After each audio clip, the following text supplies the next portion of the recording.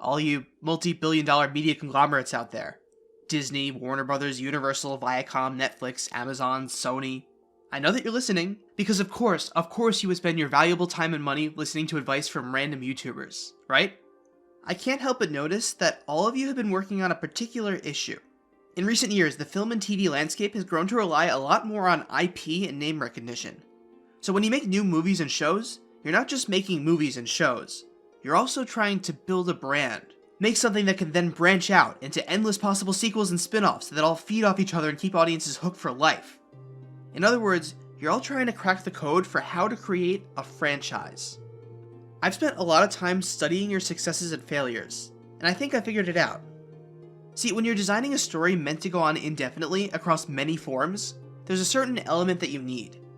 It has very little to do with the characters or plot or themes. It's the world that really matters. When you're getting a franchise off the ground, you need to put some serious thought into the world building of your franchise. Let's look at a few different major media franchises and see what they did right or wrong when creating a world that can sustain a long-running story. So, take a seat, listen to what I have to say, and if you follow my advice, you too can make your very own money-making machine, your very own popular and well-liked stories.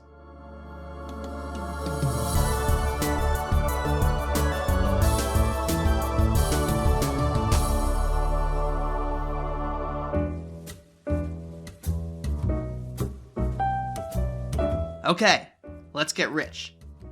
All of you are trying really hard to make a story that's good enough to evolve into a franchise. But as you probably noticed by now, it's not enough just to make a good story. A good story doesn't always equal a good franchise. This is true of most Pixar movies. Look at Up. Great movie. But could you imagine trying to make a sequel? What would even happen in it? They go back to Paradise Falls? Why? This brings us our first big lesson in telling a franchise-ready story. And it all ties back to world building. Look at the world of Up, Paradise Falls and all the whimsical things there. Why was the world written this way? What purpose does it serve in the story? It all exists to serve Carl's character journey. The story is about Carl learning to get over the death of his wife, Ellie. That's what every element of the story is built to do. Carl goes to Paradise Falls, the place that he and Ellie always dreamed of visiting, and has the adventure he'd always wanted to have, complete with a surrogate son to fill the void of their lost child, before realizing that his life with Ellie was the true adventure all along. Once Carl realizes this, the purpose of Paradise Falls has been served. Carl has no reason to go back again, and if he or any other character ever did, it would feel forced and awkward. Most good stories will give you the impression that there's a vast world to explore, and the main character is just one person living in it. But in reality, on the writer's side, it's actually the characters that have formed the world. A good writer will come up with a story premise and a cast of characters, and then afterwards flesh out the world, with elements that will aid in the development of main characters. There's no better example of this than Harry Potter. Now, I know that ever since J.K. Rowling outed herself as a massive prick, it's become cool to dunk on Harry Potter. And sure, there are plenty of things about Harry Potter that could totally be criticized. But one criticism that has always rubbed me the wrong way is when people try to say that the world building is bad, that it doesn't make sense, isn't logical, isn't consistent, because that's totally missing the point. The whole point of the Wizarding World is that it makes no sense. It's supposed to be silly. It's supposed to be a chaotic hodgepodge of magic tropes. The whole fun of it is that we follow Harry, an outsider to this world, as he reacts and tries to make sense of all this. And everyone around him treats this stuff as completely normal. You're not cool or clever for pointing out that the rules of Quidditch are stupid. Literally everybody who reads the first book has that reaction. That's the point. You're not supposed to question these things too hard. You're supposed to raise an eyebrow, laugh, and then just roll with it. In a world where everyone could teleport, why do you take a train to school? The answer is shut up, trains are cool. The Wizarding World wasn't designed to be a logically consistent and fleshed out world. The world was created, one piece at a time, to support Harry's story. For example, the reason why the rules of Quidditch are so unbalanced, besides it's funny, is because when Harry plays Quidditch, he plays the only position that matters, and all the stakes are tied to what he does. The vast majority of world-building details exist solely as Chekhov's guns to set up story beats for Harry. In the third book, Harry learns what an animagus is, and at the end of the book, the bad guy turns out to be an animagus. In the fourth book, Harry learns what a portkey is, and at the end, a portkey is used to trigger the climax of the story. Horcruxes, Expelliarmus, the Room of Requirement, the Vanishing Cabinet, Unforgivable Curses, the Elder Wand, I could go on. These things are all in the story specifically for Harry to react to. Audiences like good world building, but it's the characters they get invested in. So a good story uses its world as a backdrop for its characters. But when creating a franchise, that's where you run into problems. If the world was created for the characters, what do you do when that character's story is over? The Wizarding world worked great for the original Harry Potter series. For 7 books, the world functioned fine despite not having a consistent logic. But then, when they tried to do other stories in that world, it fell flat. The Fantastic Beasts movies have really struggled to make the Wizarding world feel as vibrant and exciting as it once did. When it's not filtered through Harry's perspective, the world suddenly seems shallow and empty. And even before that, all the stuff on Pottermore was constantly made fun of for being unnecessary information that nobody cares about. Outside of the very specific context of Harry's story, there's nothing here. So if we want to world build a strong foundation for a franchise, how do we do it? Well, in your first installment, you still need to make a world that serves the arc of your main character. There's no getting around that. But make sure you think through all the aspects of the world beyond your main character. Leave room for other stories to be told with different characters. With that in mind, let's check out a different franchise that gets this exactly right. Avatar: The Last Airbender. The world building of the show is incredible. You have so many rich and vibrant cultures with really well thought out politics and geography, and a magic system with tons of room to innovate. Avatar may have designed this world around the story of its main character Aang, using the whole 100-year war as a conflict for him to solve, but also, it created a perfect mechanism for pumping out stories in perpetuity. The Avatar is a reincarnating figure whose job is basically to keep the peace and act as a mediator for various political conflicts. And the political landscape of the show was designed with so much thought and genuine complexity that there's an endless amount of potential political conflict for an Avatar to solve. So for any future installments, all you have to do is go either backwards or forwards in time with a new Avatar and tell a story where they keep the peace and solve the conflicts of their time. Except here, Avatar did make one pretty major misstep. That misstep comes in the sequel show, Legend of Korra. Some diehard fans may have already guessed where I'm going with this. So in the second season of Korra, there was a set of episodes that flash back to the first ever Avatar. It explains a ton about the world and how it came to be. It shows us how the Avatar got their powers, the way humans and spirits used to live together, where bending comes from. We get so much new information. But these episodes were pretty divisive. A common reaction to them is that they're really cool in a vacuum, but they don't really mesh with the larger story of this universe super well. And that has everything to do with the information we learn. But how can that be? If the world of a story is well constructed, shouldn't audiences want to learn more about it?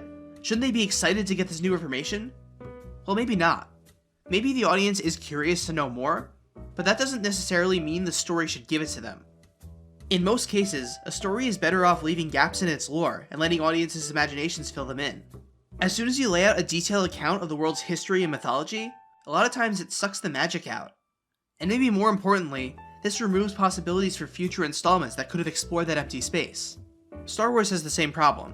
The original trilogy had so much implied depth, so many planets and alien species that you only see in passing, suggesting that we're only seeing one tiny piece of a much wider galaxy. And many extended universe novels work great playing in that empty space. But then the prequels came around. They gave us an extremely detailed account of the entire political organization of the galaxy, cataloged every major alien species, and explained away all the most mysterious aspects of the Force. I've been wondering, what are midichlorians? Now, you can look up anything you could ever want to know on Wikipedia, and new installments don't have much room to really get creative. So we have our second lesson. Don't explain too much. Leave room to explore unknowns about the world in future stories. Remember, when trying to create a cash cow, the name of the game is sustainability. Don't blow through all your story potential at once. Speaking of, you know what franchise is the undisputed master of sustainability? Doctor Who. Back in the 60s, when William Hartnell got sick and had to drop out of the show, the writers accidentally stumbled on the most successful story-sustaining mechanic ever, regeneration. Whenever an actor wants to leave the show, or if things just aren't working and you want to mix things up, you just have the Doctor regenerate into a new body. The world of Doctor Who is easily the biggest we've talked about so far. It encompasses all of time and space. The show has all of human history to play around in, and also an endless universe of all kinds of aliens. Sure, there are recurring planets and people and species, but this world is an endless sandbox for the writers to play around in. And the show can also mess with its own timeline to erase certain events and make a clean slate whenever they want. They will literally never run out of stories to tell.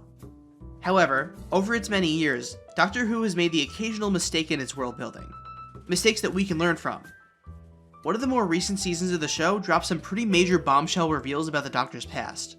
Basically, we learned that the Doctor wasn't just a member of the Time Lords. The Doctor was the original Time Lord.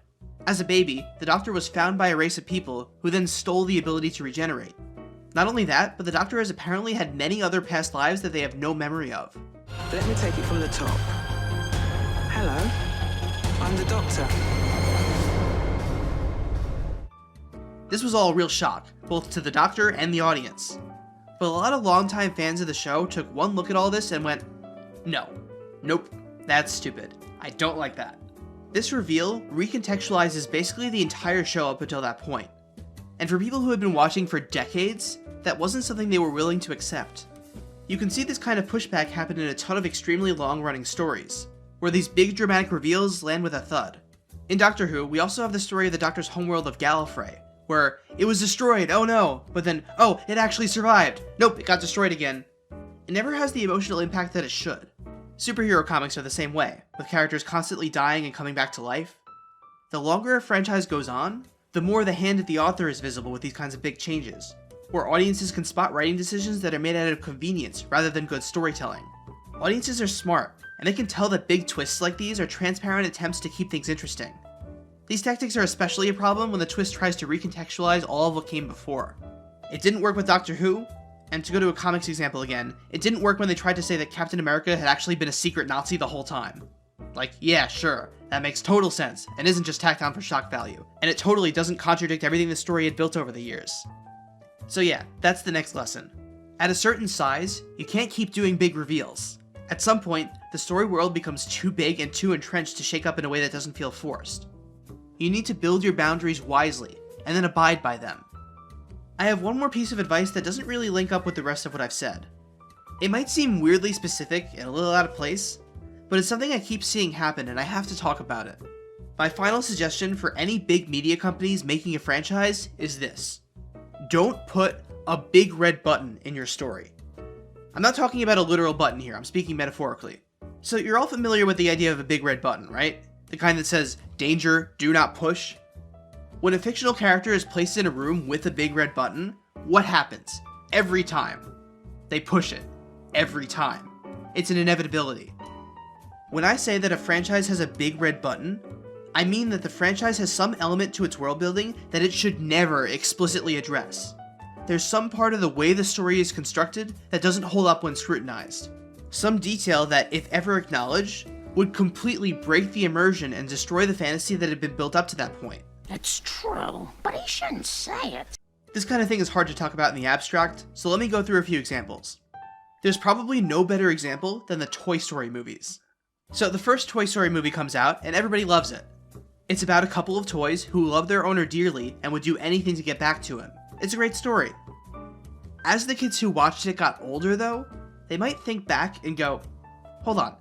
So these toys are sentient creatures, but their entire existence revolves around making someone else happy?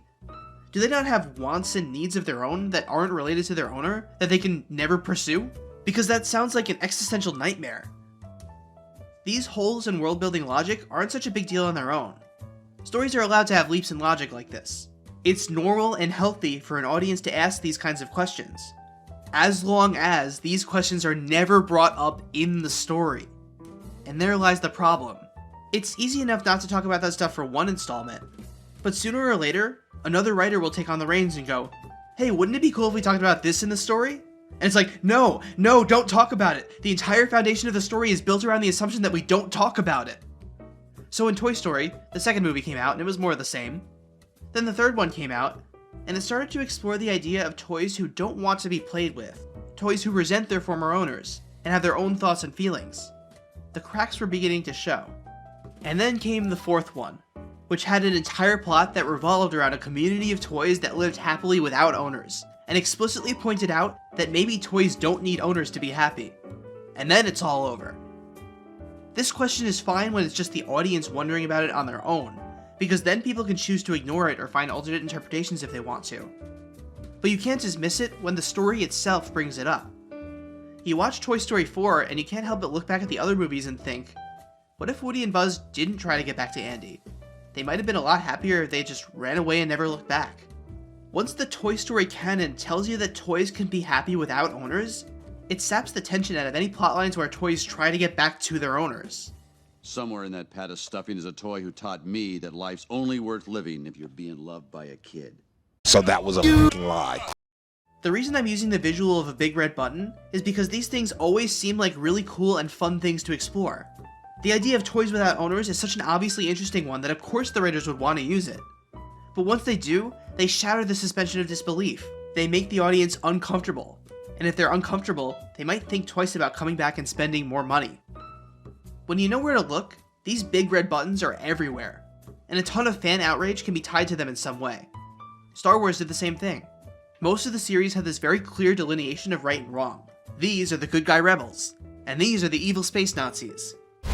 Damn, feels kind of good when there's no guilt, huh? Yeah, it's like in Star Wars. Yeah, just like in Star Wars. Go nuts! That's part of the DNA of the franchise.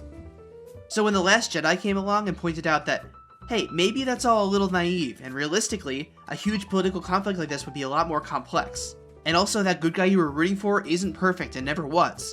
People lost their minds. There were some people who were already on board with that idea and didn't care, but it forced a lot of others to re-examine the whole series in a way they weren't prepared to do. So, if you're in charge of a huge franchise, try your best to construct the foundations of your world without a big red button. And if you've inherited an older franchise that has a big red button, don't push it. I can think of a couple of big red buttons floating around in the media landscape right now that shouldn't get pushed. Like the MCU and the idea that the good guys always seem to fight to preserve the status quo. Or, I'd bet real money that in the next 15 years, there'll be a new Pirates of the Caribbean movie that goes, actually, pirates were terrible people in real life and we shouldn't be rooting for them. And it'll be the most hated movie of the year. Us fans can talk about these ideas all we want, but having the story acknowledge them would make them too real. Why you booing me? I'm right. So, there you go, Hollywood. There's your blueprint for making franchises that last forever. You build a world that has room to expand, and has a life beyond its characters. Once it's gone on for a while, work within the boundaries you've set for the world instead of trying to upend everything just to keep things fresh. And try your hardest not to draw attention to the bits of the world that don't make a whole lot of sense. Is this the best way to tell a good story? Probably not. But it'll make you infinite money, and that's what you're really here for, isn't it? It's like printing my own money.